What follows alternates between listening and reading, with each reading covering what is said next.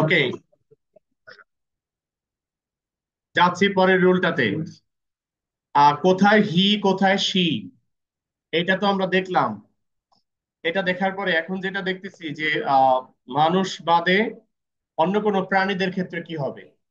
প্রাণী, ওইগুলো তো বস্তু ছিল। অন্য কোনো প্রাণীর ক্ষেত্রে আমাদের প্রোনাউন হবে ইট, আর প্লুরালে হবে দে। এখানে ক্রিয়েচার, মানুষ বাদে অন্য কোনো প্রাণী। শিশু, যারা এখনো মেয়ে ছেলে বিষয়টি বুঝে না। নন লিভিং অবজেক্টস, কোনো বস্তু যেটার জীবন নেই। এই ক্ষেত্রগুলোতে আমরা প্রোনাউন সিঙ্গুলারে ইট এবং প্লুরালে দে ব্যবহার করব। এখানে একটা প্রশ্ন এসে যায়, আমার সেন্টেন্সে দা লায়ন ছিল, দা লায়নের জন্য প্রোনাউন আমরা হি নিয়েছিলাম, অথবা বিকল্প ইট, লায়নেস আসলে কি নিতাম? লায়নেস এর জন্য প্রোনাউন ইট নিব, কেন সি নিব না? এই প্রশ্নের উত্তরে এতটুকু বলা যায় সে প্রাণী, প্রাণীর রুলটাতে পড়ে। তাহলে যে লায়নেস যে ফেমিনিন জেন্ডার, উত্তর হলো আমি যদি জুলজিস্ট হই তাহলে একটা প্রাণীর জেন্ডার কি, এটা আমার কাছে ইম্পর্টেন্ট। আমি যদি সাধারণ মানুষ হই আমার কাছে ওটা কোনো ইম্পর্টেন্স রাখেই না। জুলজিস্ট যদি হই তাইলে ব্যাপারটা সি নেওয়া যেতে পারে, কিন্তু সাধারণ মানুষের জন্য ইট হিসেবেই বেস্ট। তখন স্পেসিফিক সি দেওয়া যায়। নাম্বার 6, খেয়াল করি শ্রেয়াস। দা, এখানে দা ডগ একটা ক্রিয়েচার, প্রাণী, তাহলে ইট হবে প্রোনাউন ইজেন্ট। এবার আমি আনসার দিয়ে দিচ্ছি, তোমাদের লিখতে দিচ্ছি না। দা ব্লু হুয়েল একটা প্রাণী, প্রোনাউন হবে ইট, সুতরাং answer isn't. The child has been, child এর জন্য প্রোনাউন হবে it, tag question hasn't it. The babies এর জন্য প্লুরালে প্রোনাউন হবে they, so answer aren't they. The snakes found in this park are, এখানে মেইন ভার্ব কোনটা, ফাউন্ড নাকি আর? আর হলো মেইন ভার্ব, সুতরাং aren't they. Rule number 7, one শব্দটা যদি কোনো সেন্টেন্সের সাবজেক্টে থাকে তাহলে আমরা দুই ভাবে চিন্তা করতে পারি। এক হলো ওয়ান শব্দটা শুধুই ওয়ান হিসেবে আছে, এরকম থাকলে ট্যাগ কোশ্চেনে ওয়ান শব্দটাকেই ব্যবহার করব ব্রিটিশ ইংলিশে। আর একটা হলো ওয়ান শব্দটার পরে ওয়ান অফ এরকম দিয়ে আছে, one of us, one of them, one of the boys, এরকম। সেই ক্ষেত্রগুলোতে আমরা ট্যাগ কোশ্চেন করার সময় অফ এর পরে যে নাউন বা প্রোনাউন আছে সেটার বেসিসে tag question.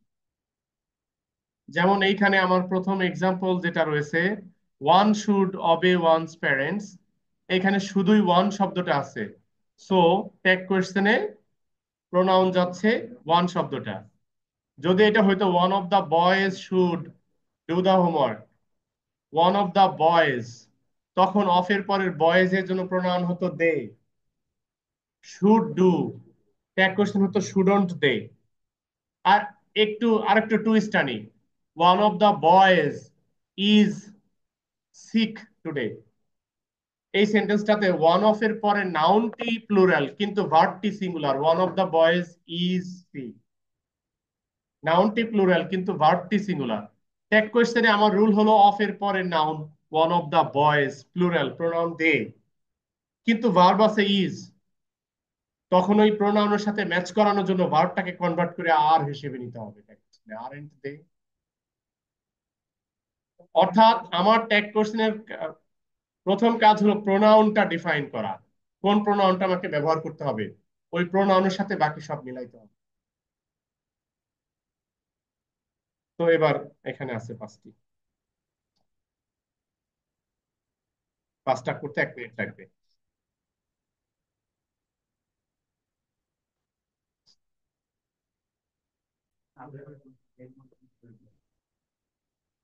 One of the robbers was arrested, one of এর পরে নাউনটি দ্য রবার্স এর উপর বেস করে প্রোনাউন হবে দে, সুতরাং ট্যাগ কোশ্চেন হবে weren't they. One of us, us থেকে প্রোনাউন হবে উই, সো আনসার হবে mustn't we. One must not, এখানে শুধুই ওয়ান, সুতরাং ট্যাগ কোশ্চেনে ওয়ান শব্দটাই যাবে, মাস্ট ওয়ান, যেহেতু সেন্টেন্সটা নেগেটিভ ছিল তাই affirmative. One of the boys got, one of the এর পরে দা বয়েজ প্লুরাল, সুতরাং প্রোনাউন দে, দে প্রোনাউনের সাথে এখানে অক্সিলারি ভার্ব আসছে did, got past tense, so answer didn't they. এরপরে শুধুই ওয়ান শব্দটা, এটাই ট্যাগ কোশ্চেনে চলে যাবে, শুডন্ট ওয়ান।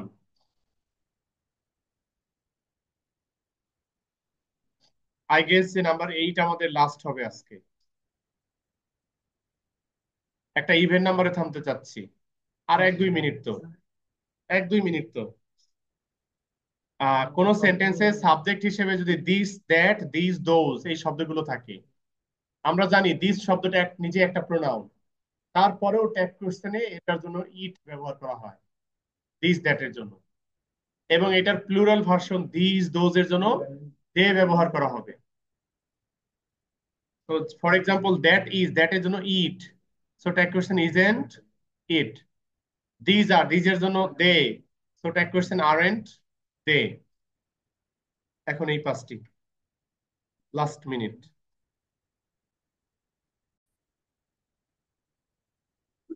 এখানে প্রথম যেটা আছে, that man has taken the vaccine against কোভিড-19, আমার এইখানে শব্দ ছিল as subject, this that this those এগুলো নিজেরা যদি সাবজেক্ট হয় তাহলে এই রুলটা অ্যাপ্লিকেবল।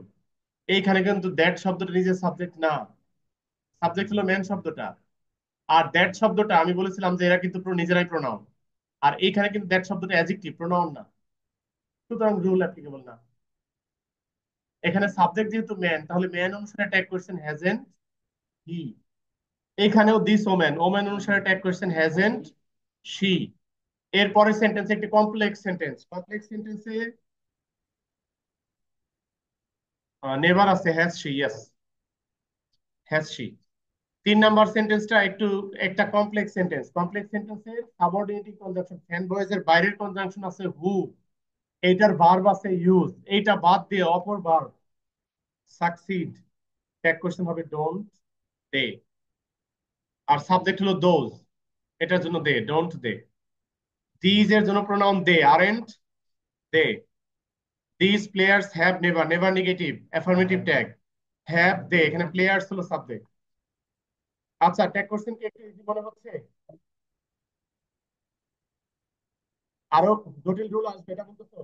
রুল যত আসবে তোমার টপিকটা তত ইজি হয়ে যাবে, চিন্তা করো না। হোমওয়ার্ক দিব? ও হ্যাঁ, তাই তো, হোমওয়ার্ক দিয়ে তো লাভ হচ্ছে না। পরের ক্লাসে right right form of verbs এর exam, right form of verbs এর এক্সাম, সবাই প্রিপেয়ার্ড হয়ে এসো। যারা নতুন আছো, যারা নতুন আছো তারাও একটু চেষ্টা করো ভালো করে প্রিপেয়ার্ড হয়ে আসার জন্য রাইট ফর্ম অফ ভার্বস এর এক্সাম।